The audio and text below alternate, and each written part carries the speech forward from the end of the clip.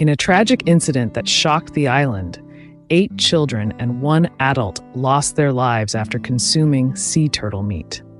78 others were rushed to the hospital, victims of a deadly toxin lurking within the flesh of these majestic creatures. Welcome to Just Odd, where today we dive into the shocking news of 8 children dying after eating the meat of sea turtle. What happened here? Pemba Island, a picturesque paradise nestled within the Zanzibar archipelago, is renowned for its stunning beaches and vibrant marine life. But beneath its tranquil surface lies a tale of tragedy and caution, stemming from a centuries-old culinary tradition gone wrong. In the bustling markets of Pemba Island, locals gather to trade in an array of goods, from fresh produce to exotic delicacies. Among these, sea turtle meat holds a revered status, considered a culinary delicacy and a symbol of prosperity. Here in Pemba, sea turtle meat has been a part of the culture for generations.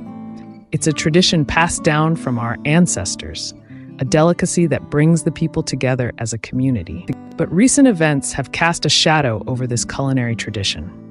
In a tragic incident that shocked the island, 8 children and 1 adult lost their lives after consuming sea turtle meat.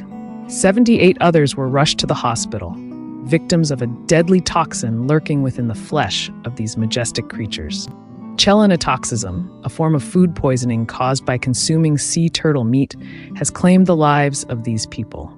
It's a devastating reminder of the dangers that accompany our culinary customs. As the community mourns the loss of their loved ones, questions arise about the safety and sustainability of consuming sea turtle meat. For centuries, it has been prized for its purported medicinal properties and cultural significance. But at what cost? Sea turtles, ancient mariners of the ocean, play a vital role in maintaining the balance of marine ecosystems. Yet their populations are dwindling due to habitat loss, pollution, and poaching for their meat and shells. The consumption of sea turtle meat not only poses a threat to human health, but also jeopardizes the survival of these magnificent creatures. It's imperative that we raise awareness about the consequences of our actions and strive to protect our marine heritage. In response to the tragedy, local authorities have launched initiatives to promote sustainable fishing practices and conservation efforts. Education campaigns aim to inform the public about the risks associated with consuming sea turtle meat and advocate for its protection. As the sun sets over the tranquil shores of Pemba Island, a sense of solemn reflection hangs in the air. The loss of innocent lives serves as a poignant reminder of the delicate balance between tradition and conservation, urging us to tread carefully on the sands of time. Shalom, Yasharala Shalom. This your Kadash Alahayim coming at you with another quick lesson. First and foremost, I like to say Ka Hala Abanawa Yahweh Bahasham Yahweh Shai Hamashiach Amanawal Barakatah. Yahweh being the name of our Heavenly Father, the Ancient of Days, the Lord of Hosts, the Almighty, and Yahweh Shai being the name of His only begotten Son, our Lord and Savior, whom the world ignorantly calls Jesus Christ. And I got a quick lesson for y'all today, man, and I'm going to call it Death in the Pot. Because as you can see in the opening clip, these people was put to death after they ate a sea turtle, man, including children. And then 78 people went to the hospital. I want to say roughly 9 people died, including children, because they ate a creature that they wasn't supposed to eat. Right? It's not free game on all the animals and all the different creatures and species on the planet. It's not free game. Moab, the Chinese, they make you think it's free game on all the animals, right? These heathen nations make you think that you could eat whatever you want and there's no consequences for it. But there are severe consequences for eating creatures that the Most High told us not to eat, man. Deadly consequences, as you can see, right? Let's start off in the book of 1 Corinthians, chapter 10 and verse 31. The book of 1 Corinthians, the 10th chapter, and the 31st verse, and it reads, Whether therefore ye eat or drink, or whatsoever ye do, do all in the glory of the Most High. Whether therefore ye eat or drink, this is going into the basic activities of eating and drinking, which are part of our daily lives. So whatever you eat or drink, do it all to the glory of the Most High. Or whatsoever ye do, right? Whatsoever ye do, this is extending beyond just eating and drinking. This is going into all your actions and aspects of life. Whatever you do, right? Whatsoever ye do, do all in the glory of the Most High, right? And to do all in the glory of the Most High, right? The main message of this verse is for the Israelites to do everything with the intention of bringing glory to the Most High.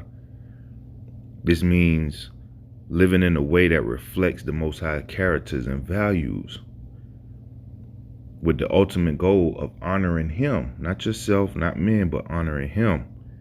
You do that by obeying the commandments, right? Honoring the moral laws, the civil laws, honoring the dietary laws, right? The marriage laws. You must do all things in honoring Him, not yourselves, but Him, right? Let's go to the book of Psalms, chapter 147, and let's start at verse 18. The book of Psalm 147 and verse 18, and it reads, He sendeth out His word and melted them. He causeth His wind to blow and the waters flow. Right? He sendeth out His word and melted them. Right? Because this word is a consuming fire, man. All right? This word will melt somebody that's living in sin, will melt somebody that's living wickedly in opposition of the Most High. Right? He says He sent His word and melted them. Melted them meaning God's word has the power to dissolve or change things, man.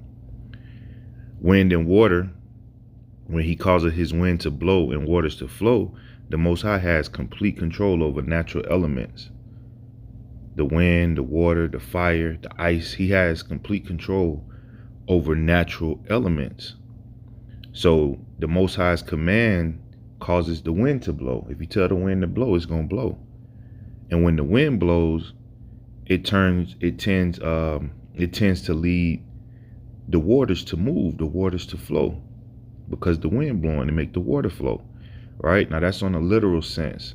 Now symbolically, the wind represents doctrines or teachings, and the water represents His teaching of obeying the commandments.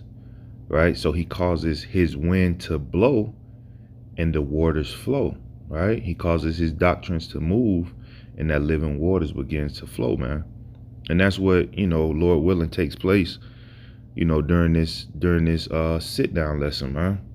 And you gain that understanding that His doctrines begin to move as the wind, right?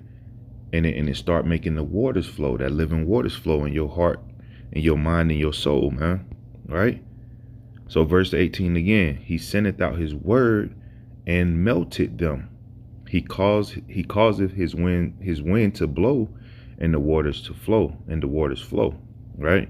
Verse 19, He showeth His word unto Jacob, His statutes and His judgments unto Israel.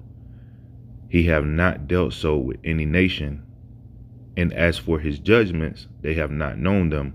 Praise ye the Lord. Right? So the Most High show His word unto Jacob. Right? So He sent His word and it melted them.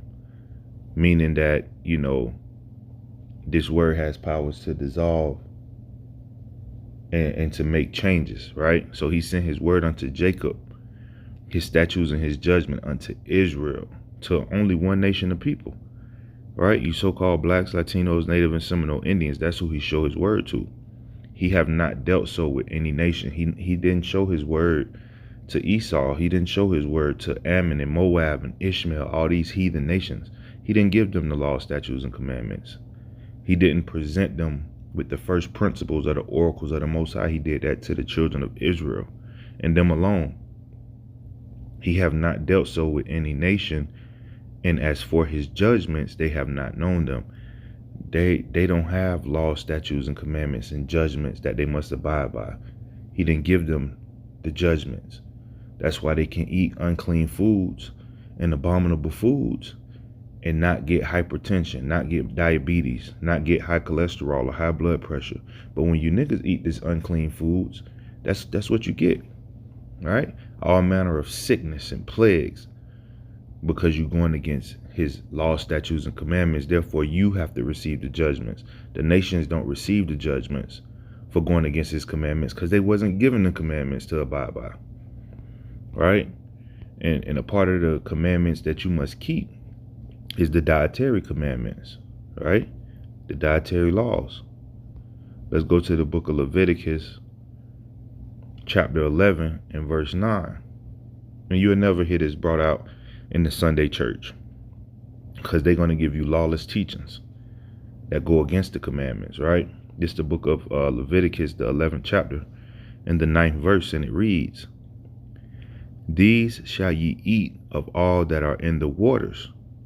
Whatsoever hath fins and scales in the waters, in the seas, and in the rivers, them shall ye eat." So any fish that's in the water that has fins and scales, a combination of both, right? You can eat those. Whatever in the water that has fins and scales, you can eat it. It's lawful to eat. Verse number 10, "And all that have not fins and scales in the seas and in the rivers, of all that move in the waters, and of any living thing which is in the waters, they shall be an abomination unto you." Right? So whatever in the waters, right, the seas, the rivers, or of anything which is in the waters, if they do not have fins and scales, they got to have a combination of both, you cannot eat it. It shall be an abomination unto you. Abomination goes into a torment, right? It should be a torment unto you. Abomination goes into a curse.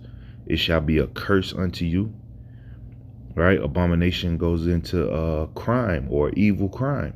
It should be an evil crime unto you if you eat these things that's in the water that don't have a combination of fins and scales, right? Like jellyfish, squid, octopus, a damn starfish, shark meat, and in this case, a damn sea turtle, man, catfish, hagfish,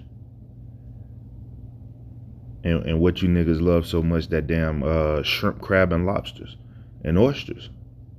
That's a evil crime unto you. That's a torment. That's a curse unto you to eat these things, man. And you wonder why, your health isn't up to par, right? High cholesterol, right? This because you eating stuff that you're not supposed to eat. Now these other nations, they can have a YouTube channel, cooking show, where they cooking this food up and eating it and dipping it in some nasty sauce, right? And make it look presentable. But the children of Israel are commanded not to eat this because it's an abomination unto us. Verse 11, "They shall be even an abomination unto you. Ye shall not eat of their flesh, but ye shall have their carcass an abomination." So even their carcass is an abomination unto us, man.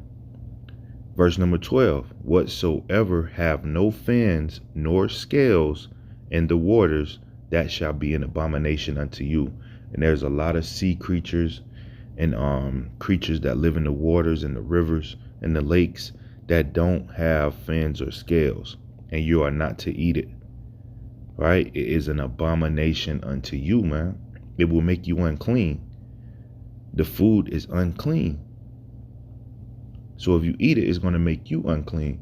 And the Most High tell us to separate from people that are not obeying his commandments. That's including family, friends, right? Associates, right? You must distance yourself or disconnect yourself from them people if you're going to wholeheartedly serve the Most High, right? He tell us to separate from them. Let's go to the book of 2 Corinthians, the 6th chapter and the 17th verse. The book of 2 Corinthians, chapter 6 in verse 17, and it reads, "Wherefore come out from among them, and be ye separate, said the Lord Yahweh, and touch not the unclean thing, and I will receive you." Right? So you must come out from among people that's living their lives contrary to the commandments. Those that are, eating unclean foods, those that are whoremongers and adulterers, those people that steal all the time. Why you hanging around somebody that steal? They eventually gonna steal from you. All right? They stealing from everybody that they know they stealing all the time, and you hanging around them all the time. They're gonna steal from you. Now something done came up missing, but you don't want to say it's them, man. Come on. You got to come out from among them. Be ye separate. All right? And that includes, holidays, dealing with abominable foods during the holiday seasons. You got to come out from among them, man. Be ye clean. All right? Be ye separate, and touch not the unclean thing, and I will receive you. So if you want to be received of the Lord, hey, stay away from the unclean food. Stay away from the unclean lifestyle, the unclean habits, so the Most High can receive you. It's that simple. All right? So there are dietary rules that we must abide by. Right? That even goes into plants.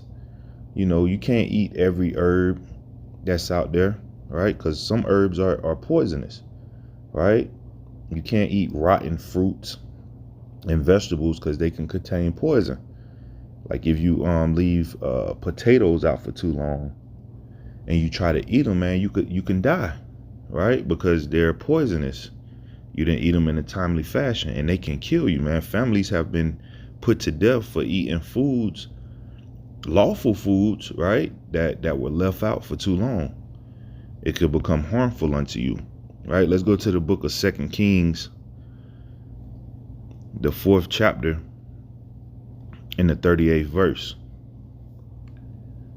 The book of 2 Kings, chapter 4, and verse 38, and it reads, "And Elisha came to Gilgal, and there were a dearth in the land, and the sons of the prophets were sitting before him."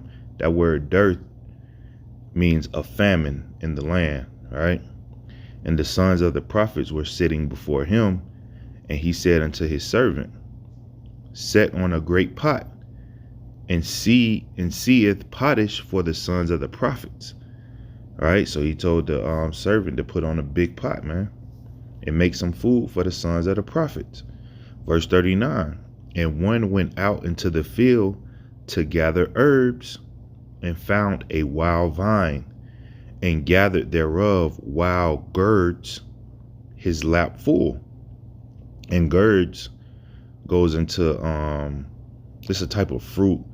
I want to say it's like squash, pumpkin, you know what I'm saying? Acorn squash, that hard shell that's on the outside of the fruit. That's what the wild gourds are, right? So it says, "And gathered thereof wild gourds, his lap full, and came and tread them into the pot of pottage, for they knew them not." Right? So this servant went out to the field and gathered herbs, and he found the wild vine.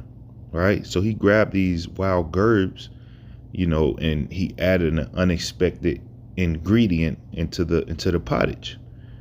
Right?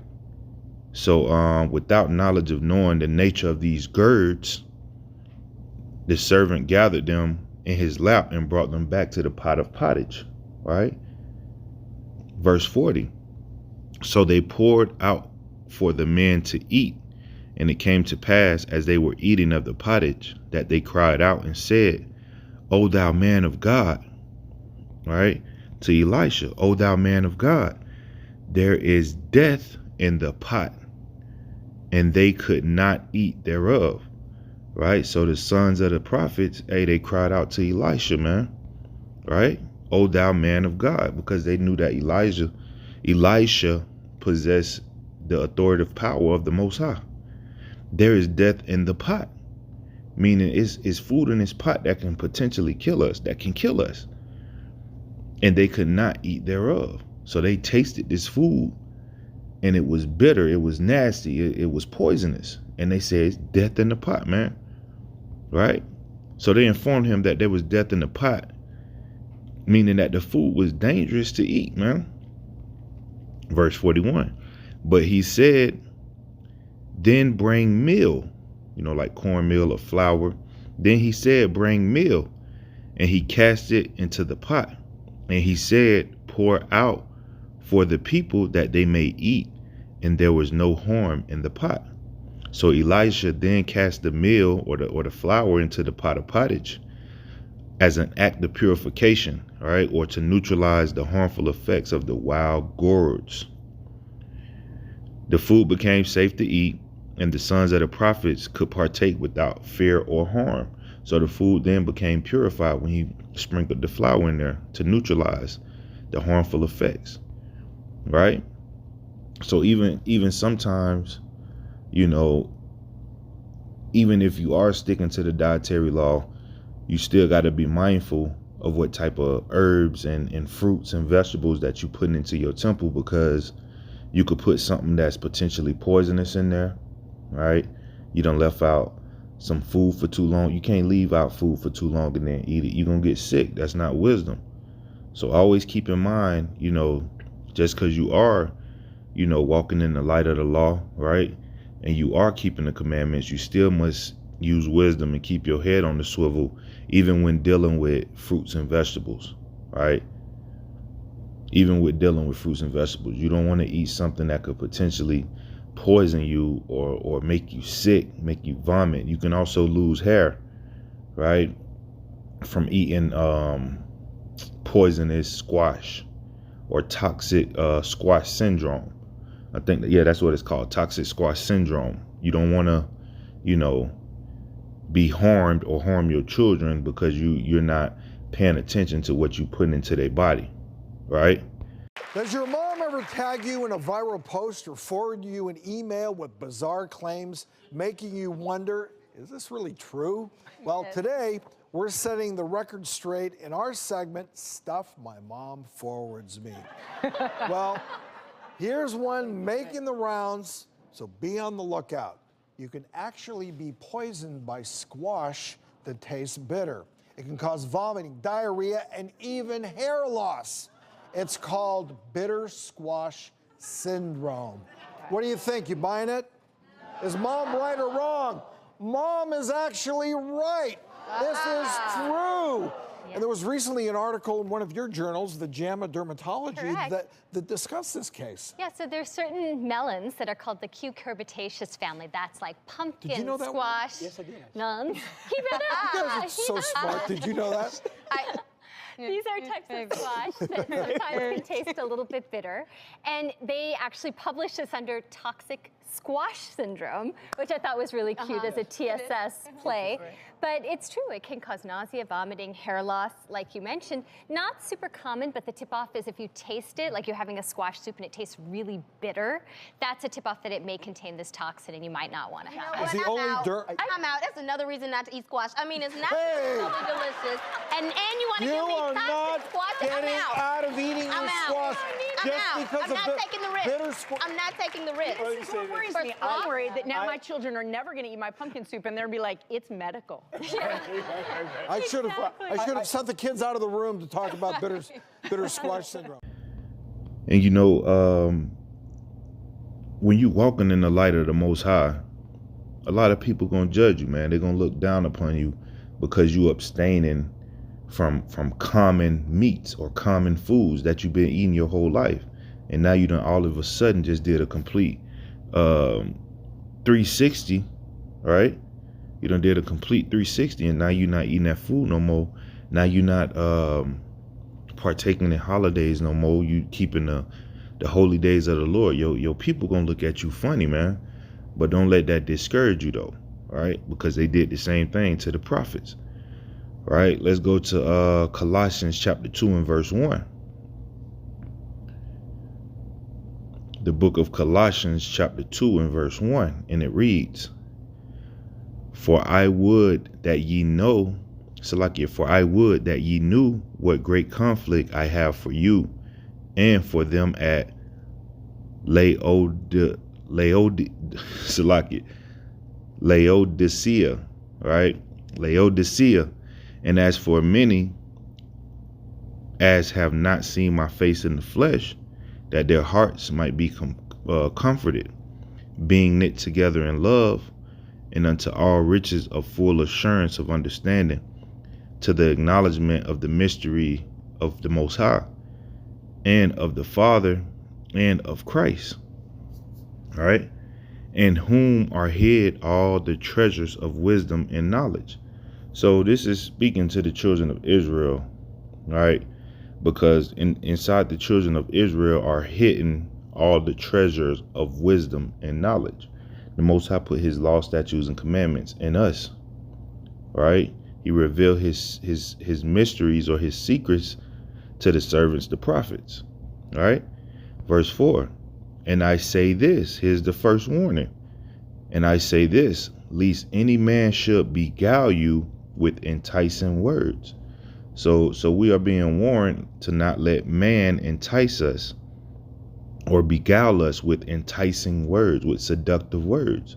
We can't get tricked by wordplay from the pastor. We can't get tricked by the wordplay from men that's speaking contrary to the doctrine of the Heavenly Father, the doctrine of life, which is keeping the commandments. We can't be enticed with them words that say, oh, you don't have to keep the commandments no more.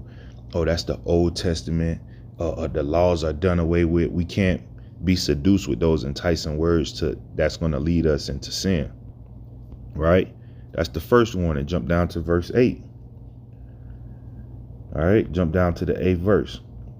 Beware lest any man spoil you, meaning rob you, through philosophy and vain deceit. That's pointless lies. Right? Philosophy and vain deceit. After the tradition of men, after the rudiments of the world, and not after Christ, right? So the tradition of man goes into, pagan holidays, pagan traditions, pagan customs, heathen customs. After the rudiments of the world, the rudiments goes into the fundamental things that you've learned when you was a child, right? After the rudiments of the world, as a child, they taught you that you can eat pork. They taught you that you could eat shrimp, crab, and lobsters, that it's okay, right? After the rudiments of the world and not after Christ. Christ didn't eat these abominable foods. Christ wasn't around here eating shrimp, crab, and lobster. He wasn't around here eating pork chops. Christ stuck to the dietary law. He kept all the commandments.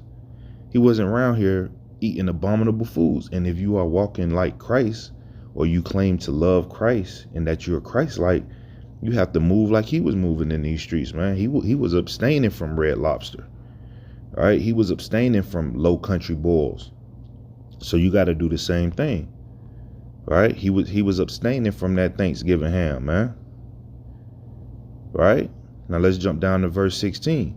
Because a man can rob you of your salvation through philosophy and vain deceit, and you don't want to be robbed of your salvation, right? This is Colossians chapter 2 and verse 16, and it reads, let no man therefore judge you in meat or in drink or in respect of an holy day or of the new moon or of the Sabbath days, which are a shadow of things to come, but the body is of Hamashiach Yahushua, of Christ, right? So don't let these men, women, these Christians, these pagans judge you in meat, in the food that you choose to eat.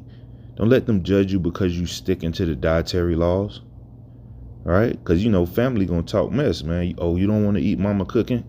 You don't want to eat mama pork chops. You don't want to eat them pork sausages up there. We made you bacon. You don't want to eat the bacon. So like we made you breakfast. You don't want to eat the bacon up there. No, that bacon, that's pork bacon, man. I don't want to eat nothing in here. Shit. Everything in here is abominable, right? And they're going to talk about you. So let no man therefore judge you in meat or in drink, because you're not getting overly intoxicated. You're not overindulging. You're not drinking every day. You're not drinking every time somebody say, let's take a shot, right? Don't let no man judge you in meat or in drink or in respect of an holy day, right?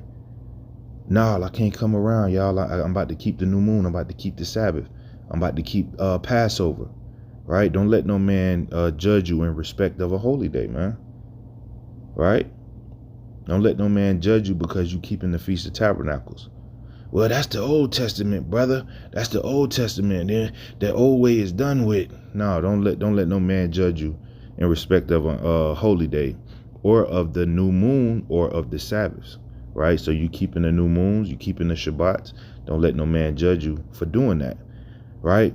Because why? These are a shadow of things to come, right? Because this is what we're going to be doing in the kingdom all the time. So we're rehearsing the righteous acts right here, right now. So when we get in the kingdom, we already know what to do, man, right? But the body is of Hamashiach Yahushua, right? And always remember that we are one body in Hamashiach Yahushua, right? So we have to move how he moved. We don't want to be a torment to the Heavenly Father, or we don't want to be tormented because we're eating unclean foods. You don't want to be tormented because you fed your child death in the pot and now they dead because they ate a damn sea turtle, man. All right? Or now they dead because they ate some poisonous tomatoes or some poisonous herbs. All right? And with that, I'd like to give all praises, honor, and glory to Yahweh, Bahasham, Yahushua, Hamashiach, Amanawal, Barakatah. It's H.O.I. Las Vegas. It's H.O.I. to the chariots fly. Shalom, Yasharallah.